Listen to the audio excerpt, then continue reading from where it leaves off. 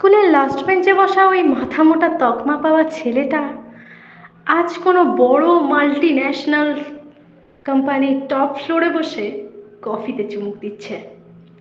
টিউশনি পড়াতে গিয়ে অনেকটা পথ হেঁটে গিয়ে গাড়ি ভাড়াটা বাঁচিয়ে যে মেয়েটা শেষ ট্রেন ধরে বাড়ি ফিরত, আজ সে নির্দ্বিধায় ক্যাব বুক করছে।